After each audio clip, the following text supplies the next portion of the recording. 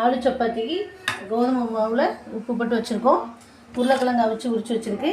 இல்லை இஞ்சி, வெள்ளைப்பூடு, மல்லி இலை, இவ்வளோ மிளகாய் இவ்வளோ அரைச்சி வச்சுருக்கோம்.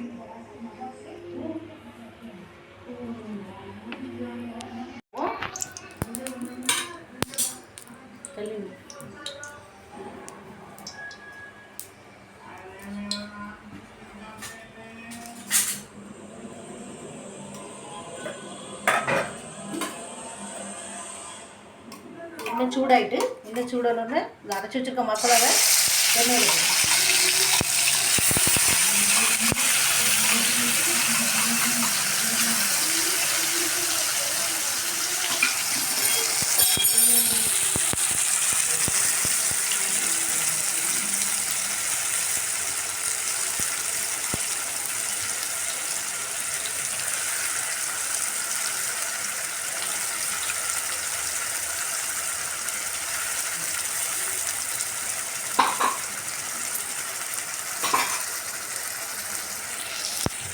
கால் ஸ்பூன் மஞ்சள் பொடி,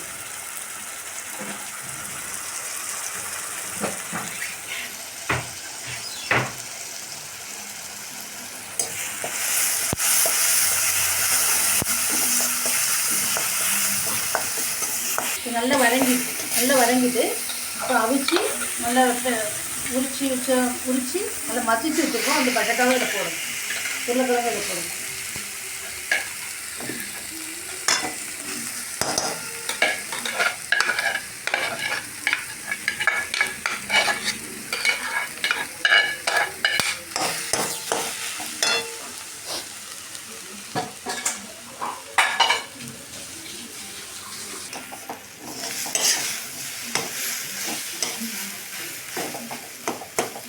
உப்பு இதில் போட வேண்டாம், ஏன்னா கோதுமை மாவில் உப்பு போட்டிருக்கோம் சப்பாத்திக்கு.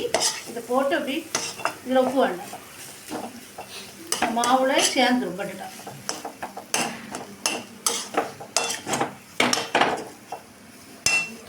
வலுக்கு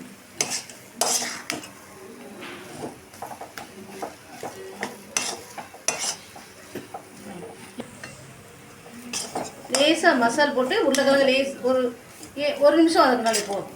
அதுக்கப்புறம் வேண்டாம், அவ்வளோ போடும். இப்போ வதக்கி வச்சுருக்கோம்.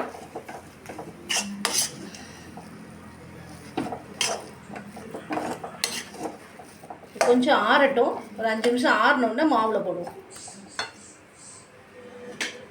5 நிமிஷம் ஆறட்டும். இப்போ 1/2 கிலோ கோதுமை மாவு, 1/2 கிலோ உருளைக்கிழங்குல இஞ்சி, வெள்ளைப்பூடு, மிளகாய் எல்லாம் போட்டு வதக்கி கோதுமை மாவுலேயும் உப்பு போட்டோம். இப்போ கொஞ்சம் ஆற வச்சு இப்போ இந்த மாவில் போட்டிருக்கோம். இதில் கொஞ்சம் ஓமம் போடும், நல்ல வாசம் இருக்கும். ஓமம் போடும், வயிற்றுக்கும் நல்லது. ஓமம் போடணும். ஒரு 2 டீஸ்பூன் தயிர் போடும். நல்லா பிசையணும், கொஞ்சமாக தண்ணி விட்டு பிசையணும், ஏன்னா உருளைக்கிழங்குல ஈரப்பதம் இருக்கும். இது கொஞ்சம் கொஞ்சமாக பிசையணும். பிசைஞ்சிட்டு தண்ணி ஊற்றணும்னா கொஞ்சம் கொஞ்சமாக விடணும். முதல்ல உருளைக்கிழங்கு போட்டு நல்லா பிசைஞ்சிக்கிறணும் மாவில்.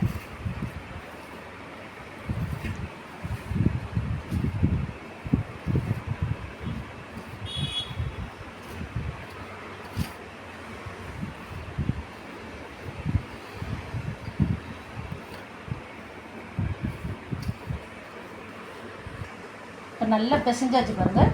நல்லா சப்பாத்தி மாவு மாதிரி சப்பாத்தி போடுற அளவுக்கு நல்லா பதமாக பிசைஞ்சு வச்சாச்சு.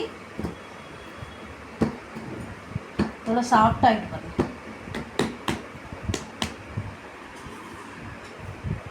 இல்லை ஒரு ஸ்பூன் எண்ணெய் போட்டு கொஞ்சம் பிசை லாஸ்ட்டில்.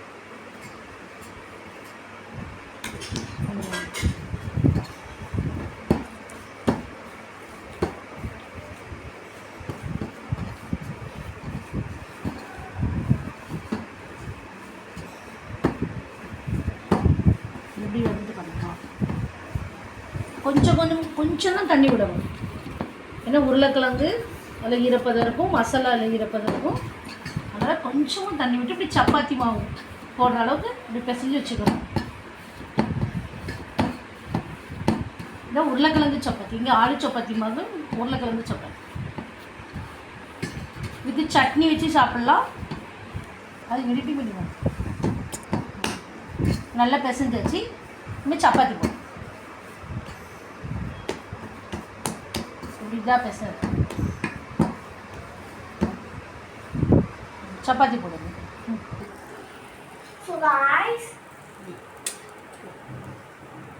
இப்போ பாருங்கள், இப்படி சப்பாத்தி மாதிரி போட்டு இப்படி போடணும். தவால போட்டு எடுக்கணும். இது கூட தேங்காய் சட்னி, நம்ம இட்லிக்கு வைப்போம்ல அந்த சட்னி கட்டியாக வச்சு சாப்பிட்லாம். தயிரில் சீனி போட்டு லஸ்ஸி மாதிரி சீனி போட்டு சாப்பிட்லாம். இப்போ நீங்கள் ஸ்ரீகண்டம் கிடைக்கும் பாம்பேயில், அது பாலில் செய்கிறது. அந்த ஐட்டம் இதுக்கு நல்லா இருக்கும். இது கூட வச்சு சாப்பிடணும். ஸ்ரீகண்டம் சாப்பிட்லாம். சாம்பார் இதெல்லாம் நல்லா இருக்காது, ஏன்னா இதில் உரப்பெல்லாம் போட்டிருக்கோம். அதெல்லாம் நல்லா இருக்கும். ஸ்ரீகண்டம் நல்லாயிருக்கும், சட்னி நல்லாயிருக்கும். தயிர் சீனி குழம்பு குழம்பு இதெல்லாம் சாம்பார் இதெல்லாம் நல்லா இருக்குது.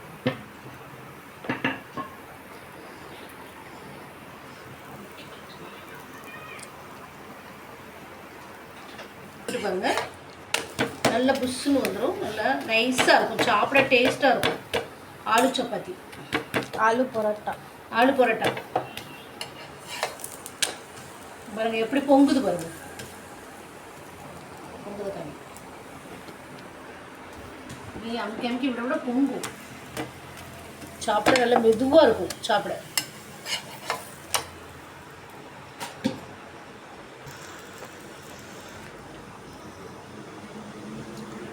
நாங்கள் இன்றைக்கி ஸ்ரீகண்ட் வச்சு சாப்பிட போகிறோம். ஸ்ரீகண்ட் காமிக்க உங்களுக்கு. ஸ்ரீகண்ட் வச்சு அது நம்மளுக்கு வயிற்றுக்கும் நல்லது. சூடு நேரம் நல்ல தயிரில் பண்ணுற ஐட்டம்.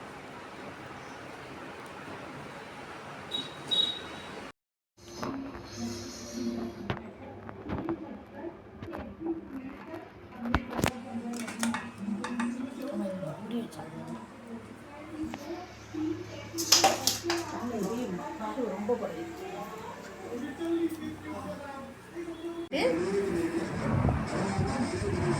இது ஸ்ரீகண்டு. இது வந்து தயிரில் பண்ணுறது. அது கடையில் கிடைக்கும் ரெடிமேடாக. தயிரில் பண்ணி தருவாங்க. கேசரி மாதிரி இருக்கும். அது இது கூட வச்சு சாப்பிட்டா நல்லாயிருக்கும் டேஸ்ட். சட்னி சாப்பிடலாம். இந்த வீடியோ பார்த்துட்டு லைக் பண்ணுங்கள். வீடியோ பார்த்துட்டு இது மாதிரி செஞ்சு சாப்பிடுங்க வீட்டில். இந்த வீடியோ பார்த்து சப்ஸ்கிரைப் பண்ணுங்கள், லைக் பண்ணுங்கள்.